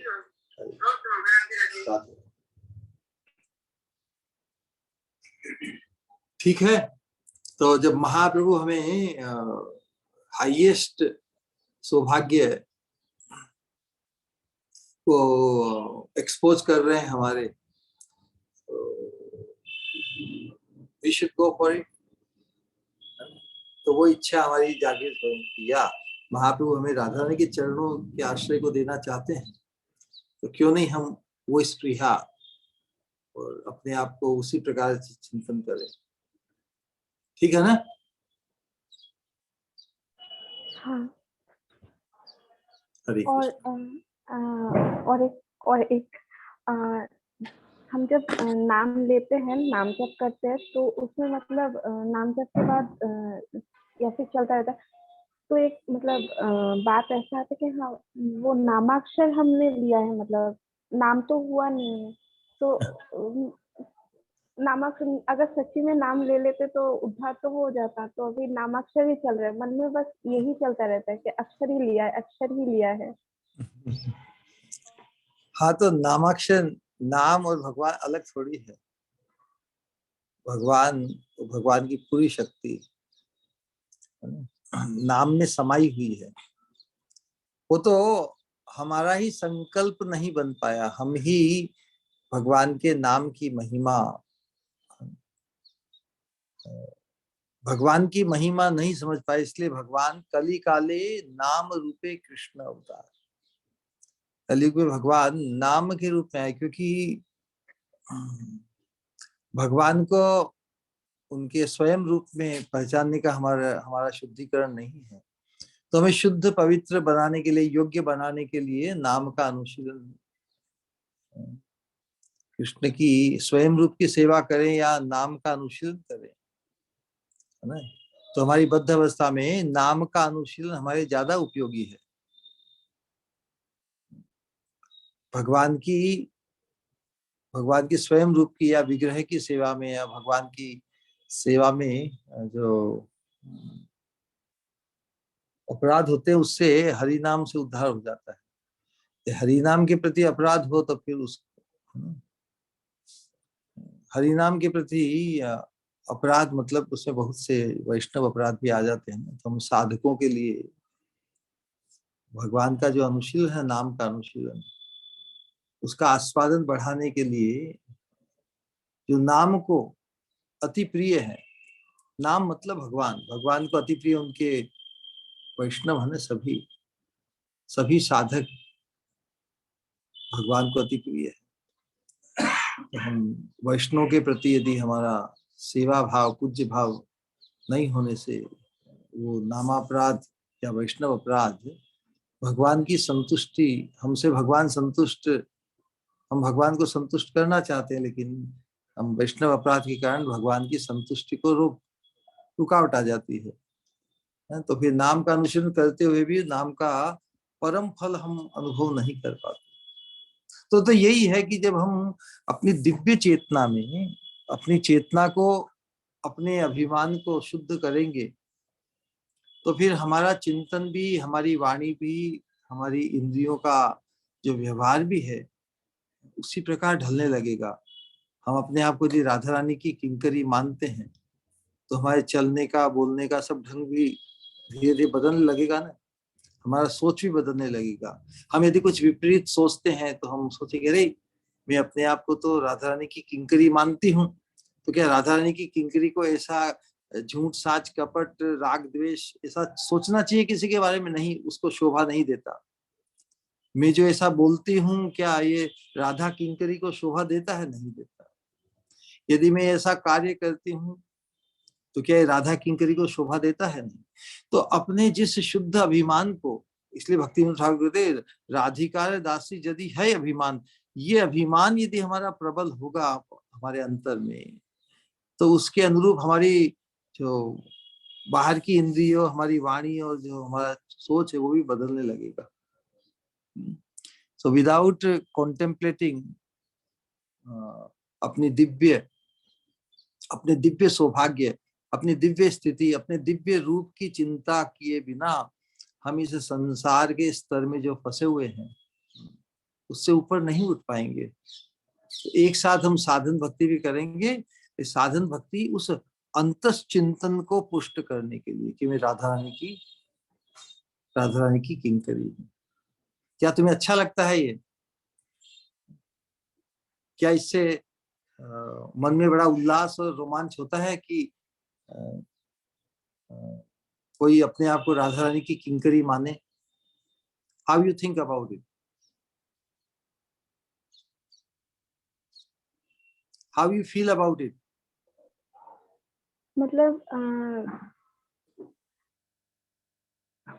कैसे बोलूं, अगर मैं वैसे अगर सोचती हूँ या फिर कोई भी मतलब डिवोटी अगर वैसे सोचता है तो उसी तरफ जाना है मुझे, एक उद्देश्य मिल जाता है, एक लक्ष्य मिल जाता है। Yes yes, that is the point. तो जो लक्ष्यहीन व्यक्ति होता है वो भटक जाता है, he can not accomplish anything in this world. तो महाप्रभु हमें उस लक्ष्य को टारगेट करने के लिए कह रहे हैं कि टेक शेल्टर ऑफ स्वामी ने। किस प्रकार? चैतन्य महाप्रभु का स्मरण करते हुए, यथा यथा गौर पदार विंदेत भक्तिम कृत पुण्य राशि तथा तथोत्सर्पतिरीद्यकस्मात् राधा पदाम्भोज सुधाम्बुराशि। तो इस श्लोक में महाप्रभु ने जो मार्ग बताया है और महाप्रभु के चरणों का आश्रय लेकर हम अवश्य ही राधा रानी के चरणों की सेवा के प्रति हमारा आकर्षण, आवेश उत्पन्न हो जाएगा। ऑलराइट? हाँ, बहुत बहुत धन्यवाद हरे कृष्ण। मुझे लक्ष्य देने के लिए। यस, इसी लक्ष्य को तो हम ढूंढ रहे हैं। और ये लक्ष्य इतना सबलाइम है कि हमें शर्म आई कि हम कौन से लक्ष्य को ढूंढ रहे हैं संसार में, जो नश्वर जगत के ही है। नश्वर जगत के लक्ष्य को ही हमने हमेशा टारगेट किया, तो उस नश्वर जगत में ही बार बार हमको आना पड़ रहा है। अब हम चिन्मय जगत के लक्ष्य को, हमारी जो चिन्मय स्थिति है, हम जो भगवान के नित्य दास या दासी हैं, वो कौन है, वो रूप कौन सा है? वो रूप इस संसार का नहीं है, वो चिन्मय राज्य का है। तो चिन्मय राज्य के अपने रूप, उसका परिचय है कि हम राधा रानी की किंकरी हैं। उसको लक्ष्य करेंगे तो हम उसी लक्ष्य को प्राप्त कर लेंगे। हरे कृष्ण। ओके, सो सभी को खूब खूब धन्यवाद अपने अमूल्य समय और श्रवण करने के लिए। हम महाप्रभु द्वारा प्रदत्त जो सौभाग्य, जो लक्ष्य हमें मिला है, जिसे उजागर किया गया है, उसमें हमारा आवेश बढ़े और हम वास्तव में अपने चिंतन में अपने आप को राधा रानी की किंकरी के रूप में ही चिंता करें। बोलिए हरे कृष्ण कृष्ण कृष्ण हरे हरे, हरे हरे, हरे राम हरे राम राम राम हरे हरे, हरे गौर प्रेमानंदे हरि हरि। कृष्ण राम राम राम। अच्छा, एक छोटा प्रश्न है और आशीष का। हाँ, तो कहिए। ये जो युगांतम दिवस है ना, ये हमारे लिए प्रयोजन है ना?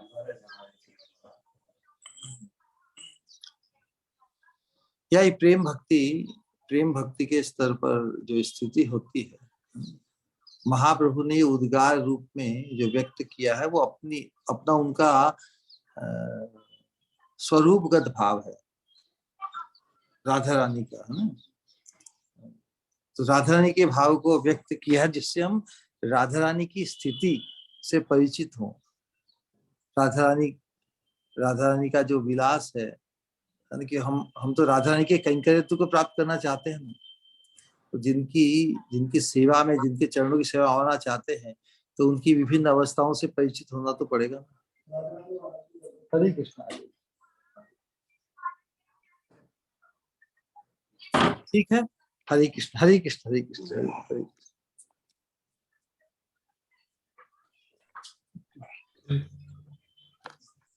ठीक है, बोलिए हरे कृष्ण कृष्ण कृष्ण कृष्ण हरे हरे हरे, हरे, हरे राम हरे हरे राम राम राम राम राम राम हरे हरे हरे हरे हरे कृष्णा कृष्णा कृष्णा कृष्णा कृष्णा हरे हरे हरे हरे राम राम राम राम हरे हरे हरे कृष्णा हरे कृष्णा कृष्णा कृष्णा हरे हरे हरे हरे राम राम राम हरे राम हरे सभी हृदय से कहेंगे परम पूज्य भक्ति स्वरूप गोविंद महाराज जी की जय।